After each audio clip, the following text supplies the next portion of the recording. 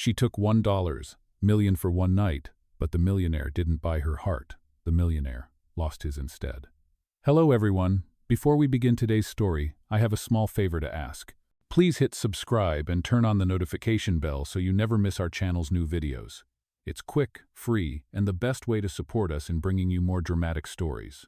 Your support means the world to us. Where are you watching from? Drop your city or country in the comments below. Thank you very much. Now, let's get back to our main character. The rain poured like silver threads over downtown Los Angeles that night, turning the glass towers into mirrors of lightning. A black limousine stopped in front of the Crescent Hotel. From inside, a woman in a plain beige coat stepped out, clutching a thin envelope against her chest. Her name was Claire Miller, 26, a nurse who'd just been laid off. Her shoes were soaked, her hands shaking not from cold, but from the weight of what she was about to do. Inside the hotel lobby, the scent of expensive perfume and marble polish almost choked her. Men in tailored suits passed without a glance. Women glittered with diamonds. Claire didn't belong here, but desperation had a way of pushing people past pride. Her mother's hospital bill was due at midnight, $200,000, and every door had already slammed shut. Then came the call. A man's voice, deep, controlled. I need someone to accompany me tonight. No strings. $1 million. One night only. She thought it was a cruel joke. It wasn't. The agreement was real, printed on crisp white paper and sealed with gold initials. Asterisk, asterisk, Ethan Hale, asterisk, asterisk, tech billionaire, age 34, known for buying companies and breaking hearts. And now, apparently, buying a night of company. Claire stood in the elevator, watching the floor numbers climb, each beep louder than her pulse. What would a man like him want with someone like her? When the doors slid open, Ethan Hale was waiting at the top-floor penthouse, framed by the city lights. He didn't smile. He simply said, "You came." His voice was even unreadable. "You said one night," she replied quietly. "That's all I have to give." He extended a check across the glass table, the ink still wet. $1 million. "And that's all I need." Claire hesitated. Her reflection shimmered on the check, her tired eyes, trembling fingers, the echo of her mother's weak voice from the hospital bed. Pride was a luxury she couldn't afford. She took the pen. "Fine," she whispered, "but don't mistake this for something it's not." Ethan's jaw tightened, intrigued. "I wouldn't dare." The night stretched like a wire pulled tight between two strangers who didn't understand why they were drawn together. In the ballroom below, cameras flashed as Ethan entered with Claire on his arm. Guests turned, murmuring. Who's she? Not his usual type. But she held herself straight, calm, her second-hand dress suddenly looking like silk under the chandeliers. At one point, a board member's wife sneered, "Where did Mr. Hale find you?" Claire smiled softly. "Outside. It was raining." The woman's face faltered. Ethan's lips curved, barely. For the first time in years, someone had spoken truth in his world of transactions. Hours later, when the gala ended, Ethan walked her to the elevator. "You surprised me," he said. "Most people take the money and disappear." She looked up at him. Maybe that's because they never had to earn their dignity back afterward. The elevator chimed. Claire stepped inside, clutching the envelope against her chest again. "Good night, Mr. Hale." The doors began to close. But before they did, Ethan spoke softly, almost to himself. "You didn't sell your heart tonight, Claire. You just made me lose mine." The next morning, sunlight spilled over the skyline like melted gold. Claire sat on the edge of her small bed, the check still sealed in its envelope beside her. She had not slept. The sound of rain had faded hours ago, but its echo clung to her like guilt. $1 million. The figure was unreal, almost cruel in its perfection. She had not touched the money yet, but the hospital's billing office had already called again. Her mother's voice on the phone was weak, hopeful. "Did you find a way, sweetheart?" Claire's throat tightened. "Yes, Mom, it is handled." After hanging up, she stared at her reflection in the cracked mirror. Her eyes looked older, harder. What had she sold last night? Pride, maybe, but not herself. She repeated that silently until the words almost felt true. Across town, Ethan Hale sat alone in his office at the top of Hale Industries. The same woman who had faced a ballroom full of judgment now lingered in his thoughts more than she should have. He told himself it was curiosity, nothing more. He had seen every kind of beauty supermodels, heiresses, women who smiled only when cameras did, but Claire was different. There had been no performance, no script. She had looked at him like he was a man, not a fortune, and that unsettled him. His assistant Lauren stepped in quietly. "Sir, the board meeting starts in 10 minutes. He nodded without looking up. "Reschedule it." Lauren blinked. "Again?" "Yes. Tell them it is a personal matter." When she left, he opened the security feed from the gala. There she was, walking through the crowd in that borrowed dress, holding her own even when others whispered. Ethan zoomed in and froze the frame on her face. Her eyes carried something he had not seen in years, dignity that money could not bend. Meanwhile, Claire walked through the hospital lobby, clutching the proof of payment. The nurse at the counter gasped when she saw the cleared balance. "Your mother's entire account was paid off this morning, Miss Miller. Anonymous donor." Claire blinked. "Anonymous?" "Yes, through a private foundation." She stood there frozen, her pulse racing. Anonymous. Of course it was him. For a second, anger flickered behind her relief. Did he think he could erase what happened with a gesture?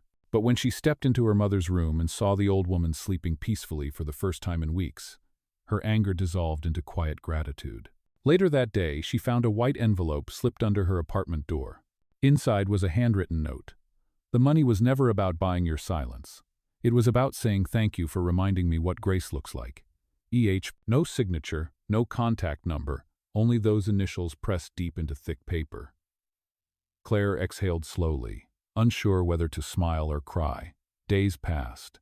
She returned to her part-time shifts at the small clinic, trying to bury the memory of that night beneath exhaustion, but the world had other plans. A week later, she received a call from an unfamiliar number. "Miss Miller?" The voice was formal, courteous. "This is the Hale Foundation. Mr. Hale recommended you for a new community health project we are funding. We would love for you to lead it." Claire nearly dropped her phone. "There must be a mistake." "No mistake, ma'am. Mr. Hale said you were the only person he trusts to make it real." Her heart pounded. This was more than charity. This was a door she had never dreamed would open. That evening, she found herself once again in the upper floors of Hale Tower. The same view of the city glimmered through the glass, but this time she was not there to sell anything. Ethan stood by the window, his suit jacket off, sleeves rolled to his elbows. When he turned, his expression softened. "Claire, you came." "I almost did not," she replied. "After everything, I thought you were just trying to fix your conscience." He shook his head. "You were right that night. Money buys many things, but it cannot buy peace. You gave me a reason to earn it." She looked at him for a long moment, seeing not the billionaire from the headlines, but the man who had quietly paid her mother's bills, who had kept his promise not to touch her, not to cross the line. "So why me?" she asked finally. "Because you did not need me," he said simply. "And that is why I need you." The city lights shimmered behind him as silence stretched between them, heavy but not uncomfortable. For the first time, Claire realized that the deal they had made might have been the cheapest thing between them, and everything that came after every word, every choice was what truly had value. Weeks passed, and the project at the Hale Foundation became Claire's new world. Every morning she arrived early at the downtown community center, where the smell of fresh coffee mixed with the metallic scent of construction dust. The building was still unfinished, a symbol of something in progress just like her life. Ethan's foundation funded the initiative, but he had insisted that Claire led it her way. "No corporate walls," he had said. "Just people helping people." And that was exactly what she built. She organized free health screenings, training workshops, and care programs for families who could not afford insurance. For the first time in years, Claire felt useful again, not desperate, not surviving, but truly living. Yet every time she saw Ethan's name on a sponsorship check or an email approval, something in her chest tightened. She told herself it was gratitude, but gratitude did not make her heart race every time his name appeared on her phone. Ethan visited the site every Friday, always unannounced. He would walk through the halls in rolled-up sleeves, listening more than he spoke, asking quiet questions about the patients and volunteers. And every time he made sure to greet her last, as if saving the moment.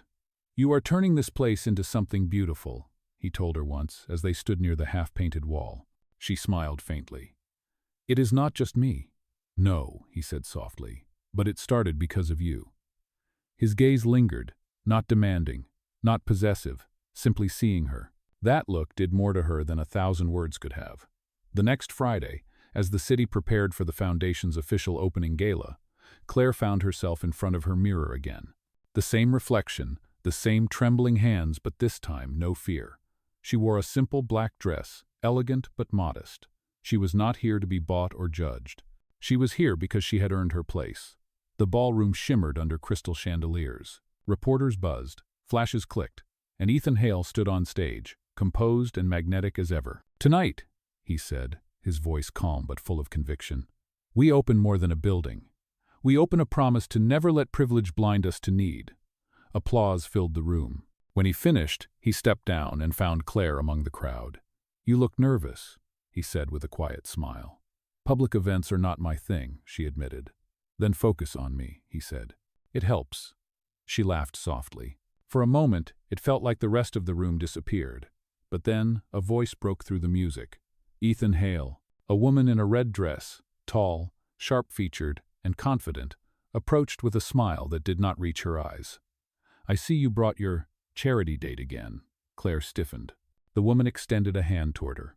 "Vanessa Moore," she said. "Head of marketing at Hale Industries, and apparently the last to know you have moved on to what is this? Community work?" Ethan's jaw clenched. "Enough, Vanessa." She laughed lightly. "Oh, relax. I am just surprised. Usually when you pay for companionship, you do not recycle the same one for board events." The words hit like a slap. Claire froze, her pulse roaring in her ears. Around them, a few guests had gone silent, the air thick with tension. Ethan's voice dropped low, cold as steel. "You should leave." "Why?" Vanessa tilted her head. "Because the truth makes her uncomfortable?" Claire stepped forward, her voice steady, though her heart trembled. "No, because cruelty does not belong in a place built on kindness." The room fell into a hush. Even Vanessa seemed momentarily thrown off. Ethan's eyes softened as he looked at Claire, pride flickering there. "You do not need to explain yourself to anyone," he murmured. "I know," she replied quietly, but the wound was already open. The night ended early. Claire slipped out before anyone could stop her, her heels echoing down the marble steps. Outside, the air was cold, the city glittering in cruel indifference.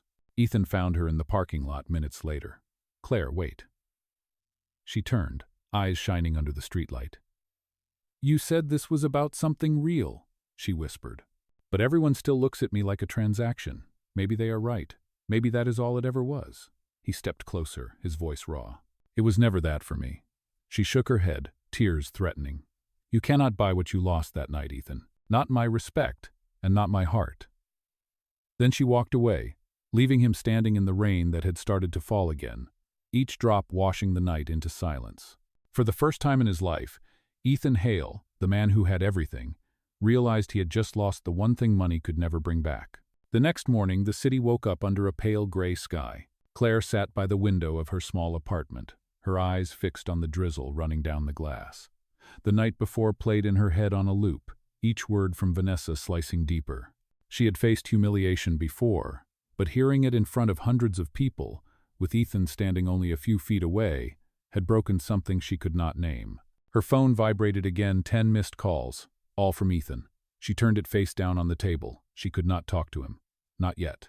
Across town, Ethan Hale sat in his office, his reflection in the glass wall looking like a stranger. The headlines were merciless. Asterisk.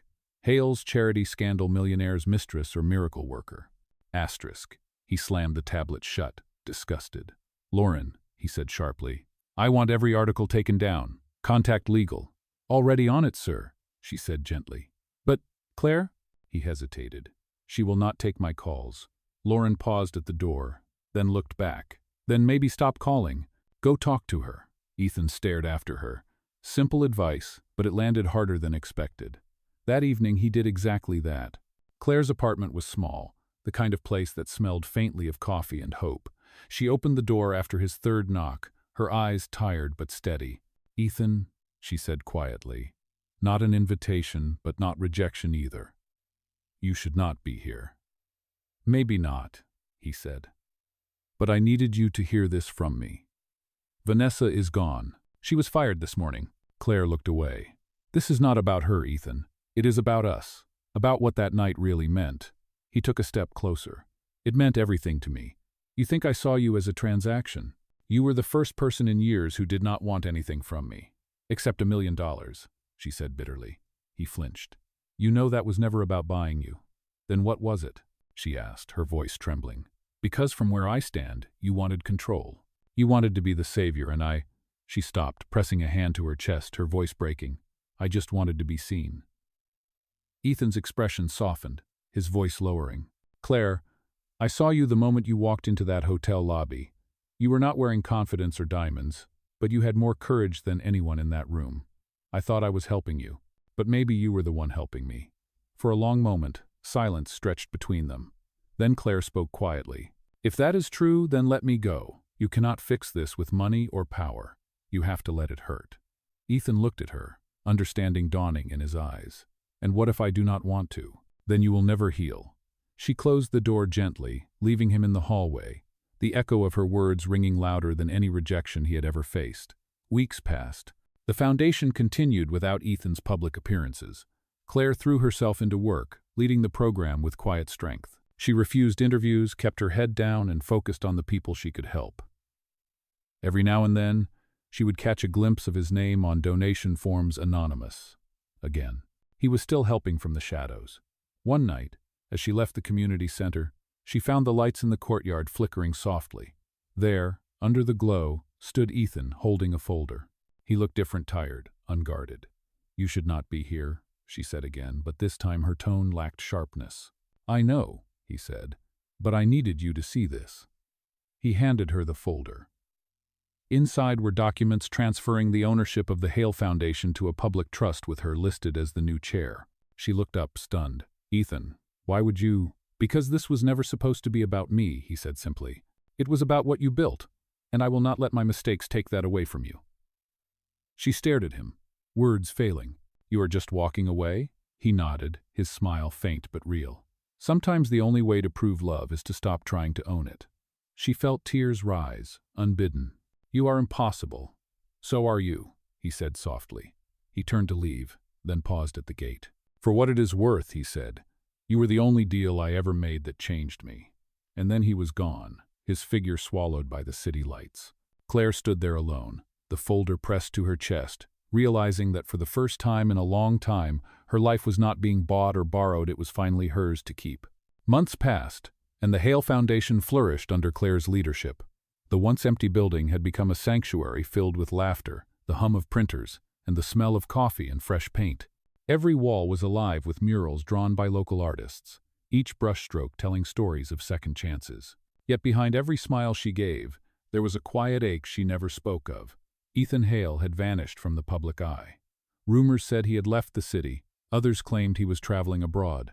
Claire never confirmed or denied anything. She simply worked. Every morning she placed fresh flowers at the reception desk, a small ritual to remind herself that some things could bloom again after being broken. On the surface, she was stronger than ever, but every night when she locked up the center, she would pause by the window, look out over the city lights, and whisper a silent thank you to the man who had given up everything so she could find herself.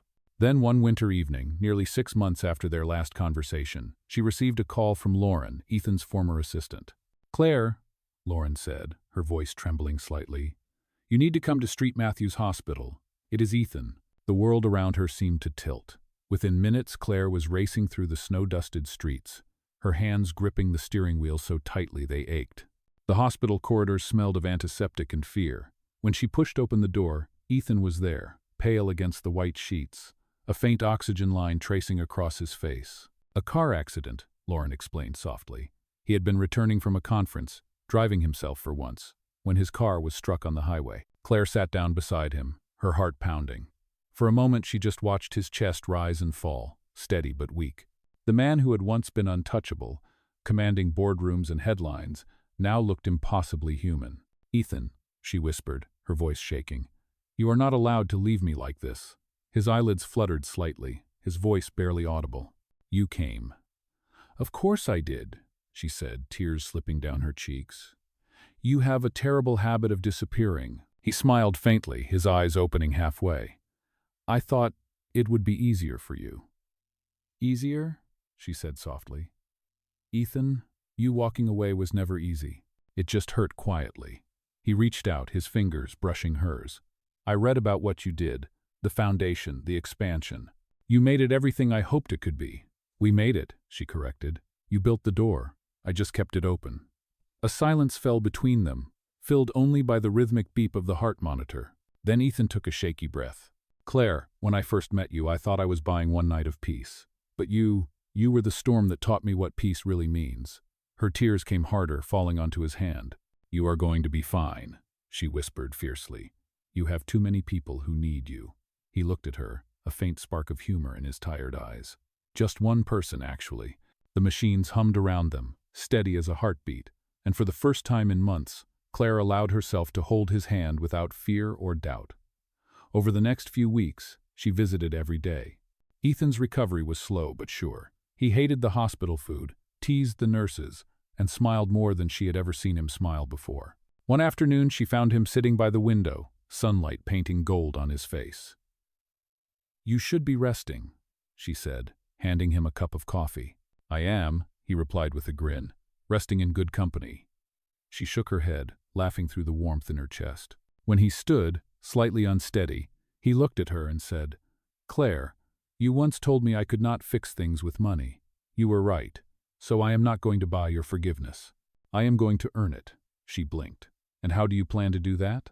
"By asking you to build a life with me, not as a project, not as a foundation, but as my partner." He reached into his pocket and pulled out an envelope creased, familiar.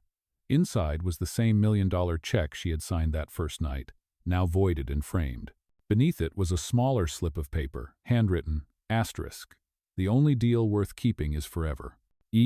Asterisk. Claire covered her mouth, her breath catching. "Ethan," he stepped closer. "This time, no contracts, no conditions, just us." The snow outside began to fall heavier, soft and endless, as she whispered the only word that mattered. "Yes." And for the first time, the deal that began with a price ended with something priceless: love that neither of them had to buy, only believe in. Spring came early that year, and with it the city seemed to breathe again. The air was warm, the streets alive with light, and for the first time in a long time, so was Claire. Ethan had fully recovered by April, and though his doctors advised rest, he ignored them completely. Instead, he spent every day beside Claire, rebuilding what they had once almost lost. The Hale Foundation continued to thrive, but now it was no longer a symbol of guilt or redemption. It was a partnership, a shared heartbeat between two people who had learned that love was not about saving each other but walking side by side. On a quiet Sunday morning, they drove to the community garden behind the foundation's main building. The volunteers were setting up tables for the new outreach event, and laughter filled the air. Ethan carried a box of seedlings while Claire followed, her hair catching the sunlight. "You know," he said, glancing at her, "I used to think success was owning everything I touched. Now I realize it is being part of something that grows without me." Claire smiled. "You are still part of it, Ethan. You just stopped trying to control it." He laughed softly. "That might be the first lesson you ever taught me." She placed a hand over his. "And you taught me that not every offer is a transaction. Some are just gifts." He looked at her for a long moment, his voice low. "Then let me give you one more." She raised an eyebrow. "Another gift? Should I be worried?" "No," he said, smiling. "This one comes without a price tag." Before she could reply, he led her toward the far end of the garden, where a new glass pavilion had been built. The sign above the door read, "The Miller Center for Healing and Hope." Claire froze, her throat tightening. "You named it after me?" He nodded. "After the woman who taught me what kindness costs and what it is worth." She turned to him, eyes bright. "Ethan, you did not have to." "I wanted to," he interrupted gently. "Because you once took a deal that should have destroyed you, but instead you turned it into something that saved both of us." She laughed softly, tears threatening. "You always have to make everything poetic." "I'm just telling the truth," he said, stepping closer. "And the truth is, you changed me." He reached into his pocket again and pulled out a small velvet box. Her breath caught. "Ethan," she whispered, "what are you—" "No contracts this time," he said. "Just a promise." When he opened the box, a simple gold ring caught the light. No diamonds, no excess, just sincerity. "Claire Miller," he said quietly, "you once took $1 million for one night, but I am here to give you every night of the rest of my life. Will you marry me?" Her hand flew to her mouth as tears spilled freely. The volunteers nearby had fallen silent, watching the moment unfold. Claire took a deep breath, her heart trembling. "You already know my answer," she said, and when she slipped her hand into his, the garden erupted in applause. Months later, The wedding took place right there in the same garden, surrounded by the people they had helped. Instead of chandeliers and champagne, there were strings of fairy lights and wildflowers picked by the volunteers. Ethan wore a simple suit, and Claire, in an ivory dress she designed herself, looked like the embodiment of peace. When the ceremony began, Ethan took her hands and whispered, "I used to think I could buy anything, but love taught me otherwise." Claire smiled through happy tears. "And I used to think love was something that found you. Turns out it is something you build together." The guests cheered as they exchanged vows. Later, as twilight settled over the garden, Ethan took the framed check that had started it all and hung it on the pavilion wall, beneath a small plaque that read, Asterisk, the price of love $1 million, paid in full. Asterisk, Claire laughed through tears and leaned into him. "You are incorrigible," she said. "Maybe," he replied, kissing her forehead. "But at least I am yours." The night ended not with wealth or spectacle, but with warmth, laughter, and a quiet kind of joy, the kind that could only come from two hearts that had finally learned what it meant to give, to forgive, and to love without conditions. And as they danced beneath the soft string lights, the city beyond them glowed, alive with the same miracle that had brought them together, a love that no amount of money could ever buy. It had been 1 year since the wedding, and the world had not stopped reminding Ethan and Claire how extraordinary their story was. The media still called it the $1 million love story, but they had long stopped paying attention to headlines. For them, life was quieter now, simpler and far more beautiful. They had moved into a modest home overlooking the lake, surrounded by willows and laughter. Mornings started with coffee on the porch, and ended with the sound of crickets and soft jazz playing in the background. Ethan had stepped back from corporate life entirely, choosing to dedicate his time to the Hale Foundation. Claire continued her work as director, though she often teased him about being a retired billionaire. "Do you ever miss the boardrooms?" she asked one morning as they watched the sunrise. Ethan smiled faintly, stirring his coffee. "No, I think I was in business to feel something real, and it took walking away to find it." She leaned her head on his shoulder. "You know, I used to think money was a wall between people. But maybe it is just a mirror. It shows who you really are when the world stops watching." He turned to her with that familiar softness in his eyes. "Then I am lucky it reflected you." They spent that day preparing for the Foundation's annual One Kindness Gala, an event meant to honor the community rather than its founders. This time, there would be no tuxedos or diamonds. Only stories of lives changed, because two people had chosen compassion over pride. The staff had decided to surprise Ethan and Claire by showcasing the framed check again, the one that started it all. But this time, beside it hung photographs of every project their foundation had built: clinics, shelters, and scholarships. When they entered the ballroom that evening, the crowd erupted into applause. Ethan looked around, astonished. "What is all this?" he asked. Claire laughed, squeezing his hand. "It looks like they decided to tell our story whether we liked it or not." On stage, one of the volunteers took the microphone. "A year ago, this organization was just an idea. Today, it is a movement. And it began with an act that the world misunderstood, a deal that was never about money but about faith." Claire Miller and Ethan Hale turned one transaction into a lifetime of giving. The applause grew louder, echoing through the hall like a heartbeat. Claire's eyes filled with tears, and Ethan, who had faced every kind of pressure imaginable, suddenly found himself speechless. When the noise died down, he walked up to the microphone, his voice quiet but steady. "I used to believe I could buy peace of mind," he said. "I was wrong. What I bought that night was a chance to learn what love costs and what it gives back. And every day since, Claire has reminded me that love does not make you rich, it makes you whole." He turned to her, and their eyes met one glance carrying 1,000 memories. After the event, as they stood under the soft glow of fairy lights outside, Claire rested her head against his chest. "You know what I was thinking during your speech?" she asked. "That you still talk like a CEO," she teased. He laughed. "Old habits die hard." "Well," she said, smiling, "you can keep that one. It suits you." They walked hand in hand toward the quiet garden where it had all begun, the place where he had once proposed, where promises were made without contracts or price tags. The pavilion doors were open, and inside a new plaque had been added beneath the framed check. It read, Asterisk, from one night of chance to a lifetime of purpose. Asterisk. Claire traced the letters with her fingers and whispered, "It feels like forever ago." Ethan wrapped an arm around her waist. "Maybe that is what love does. It turns one night into forever. They stood there for a long time, listening to the city hum in the distance, surrounded by the living proof of what they had built together. And as the night breeze carried the faint scent of blooming lilies, Ethan leaned close and said, "You know, Claire, when I offered you $1 million, I thought I was saving myself from loneliness. But what I really did was find the reason I never want to be alone again." She smiled, eyes glistening in the moonlight. "Then it looks like your investment finally paid off." He laughed softly, pulling her close. "Best return I ever had." The laughter faded into quiet contentment as they watched the reflection of the pavilion lights ripple across the water. Two people once broken by circumstance, now whole, because they had chosen something no fortune could ever replace. Love freely given, love fully earned, and love that no longer had a price. By the time autumn returned, the Hale Foundation had expanded to 3 new cities, and Claire and Ethan found themselves traveling constantly. Their lives were full of motion, but also full of meaning.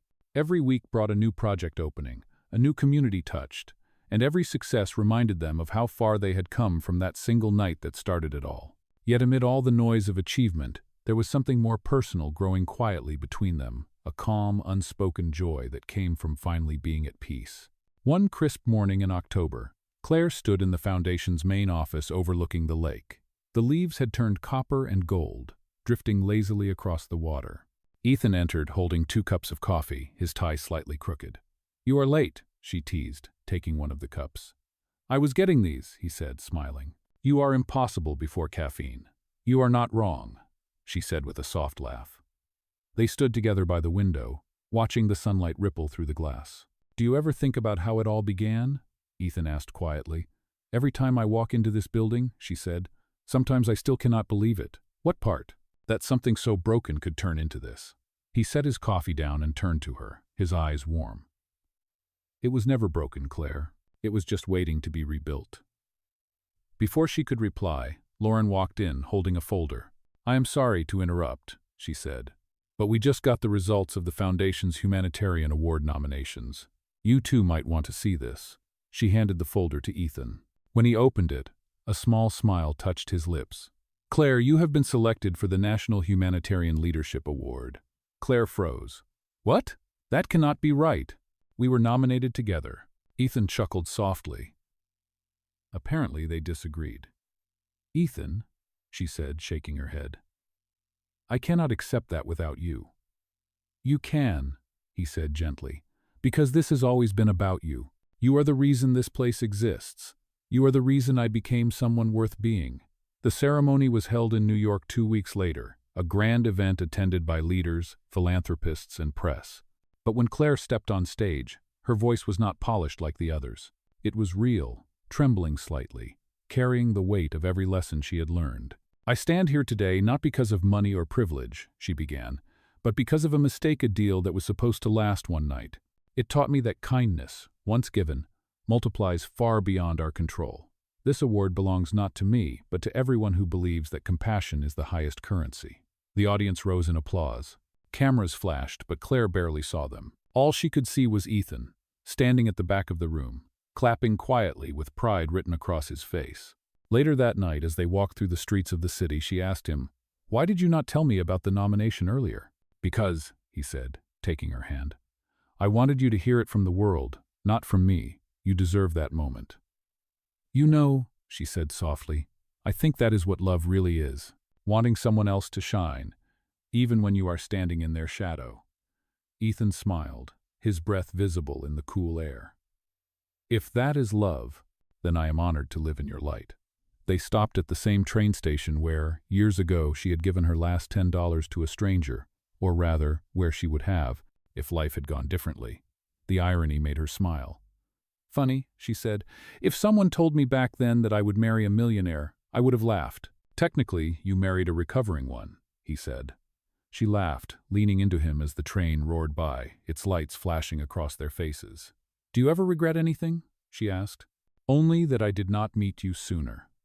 The night settled around them, full of the hum of the city and the warmth of unspoken gratitude. As they headed back to their hotel, Ethan paused under a street lamp and looked at her. "Claire, do you know what I realized tonight?" She tilted her head. "What?" "That the best deals are not written on paper. They are written in moments like this when you finally understand that love is not something you earn. It is something you choose, over and over again. Claire smiled, her eyes glimmering with the same fierce kindness that had drawn him in from the start. "Then I choose you," she said. He squeezed her hand gently. "And I will keep choosing you, every day, for the rest of my life." The city lights flickered behind them as they walked away, two silhouettes bound, not by contracts or wealth, but by a promise that had outlived both, a promise to love freely, to lead with compassion, and to never forget the miracle that one night, one choice, and one heart could create. 2 years later, the Hale Foundation had become one of the most respected charities in the country, but for Ethan and Claire, the real success was not measured in awards or donations. It was in the faces of the people whose lives had been quietly transformed, in the children running through the community gardens, in the laughter that filled the halls that once echoed with silence. The story that began as a deal worth $1 million had grown into something priceless. On a clear spring morning, Claire stood at the foundation's rooftop terrace, gazing out over the city she and Ethan had helped change. The wind brushed through her hair as she held a cup of coffee, her wedding ring catching the sunlight. Behind her, she heard his footsteps, the familiar sound that always made her turn before he even spoke. "You are up early," Ethan said, wrapping an arm around her waist. "I wanted to see the sunrise," she replied softly. "It feels like a new chapter." "Every day with you does," he said. They stood in silence for a moment, the sun cresting over the skyline. The world below was waking up, but up there, time felt still. Ethan reached into his pocket and pulled out a small folded piece of paper. "What is that?" Claire asked. "A list," he said with a faint smile. "Things we said we would do someday." She unfolded it. Written in his handwriting were 10 simple wishes. Visit Paris, plant a tree together, adopt a dog, learn to dance, volunteer anonymously, and at the very bottom, in his uneven scrawl, keep choosing each other. Claire looked up, tears threatening to spill. "We already did most of these." "Almost," he said. "There is one we still have to start." She raised an eyebrow. "Which one?" "The last one," he said quietly. "Choosing each other, every single day." She smiled and leaned her head against his shoulder. "Then let us start now." A few hours later, the foundation held its anniversary celebration, marking 5 years since its opening. The main hall was filled with people from every walk of life: patients, volunteers, donors, and friends. At the front of the room, the same framed check hung beneath a new plaque that read, Asterisk, from transaction to transformation. Ethan took the stage first, his voice steady but full of emotion. "5 years ago, I believed I was building a foundation for others," he said. "But in truth, I was building a foundation for myself to become the kind of man worthy of the love I was given." Claire taught me that leadership is not about power, but purpose. That the richest thing you can own is someone's trust. The crowd erupted into applause, and when he stepped aside for Claire, she could hardly speak through the lump in her throat. "When this all began," she said, "I was just a woman trying to survive. But someone once told me that sometimes the wrong path can lead you to the right destination." Ethan and I were 2 broken people who tried to buy time and ended up buying a lifetime instead. So if you ever wonder what love costs, the answer is simple. It costs honesty, humility, and the courage to begin again. The audience stood, clapping until the sound filled every corner of the room. Later that evening, after the guests had gone and the lights had dimmed, Ethan and Claire walked hand in hand through the quiet halls. They stopped beneath the plaque again. Claire traced the engraved words with her fingers. "It still feels like yesterday," she said softly. "No," Ethan whispered. "It feels like forever, and I hope it always does." Outside, the night air was cool, carrying the faint hum of the city that had once witnessed their mistakes, their redemption, and their love. They walked out to the garden where the first event had been held years ago. The fairy lights still hung between the trees, glowing like captured stars. Ethan stopped and looked at her with the same expression he had worn the night he first said he loved her, unspoken awe. "You know," he said quietly, "if I had to do it all over again, the deal, the heartbreak, the lessons, I would." Claire smiled, her voice soft. "Even the pain?" "Especially the pain," he said, "because it led me here." She slipped her hand into his. "Then this time it is not a deal anymore," she said. "It is forever." They stood there as the city lights shimmered below. 2 hearts that had once been bound by a contract now bound only by choice. The rain began to fall lightly, a reminder of the night everything began. And in that gentle rain, With laughter in their voices and peace in their hearts, they finally understood what love had been trying to teach them all along, that the greatest fortune in life is not what you earn, but who you become when you choose love over everything else.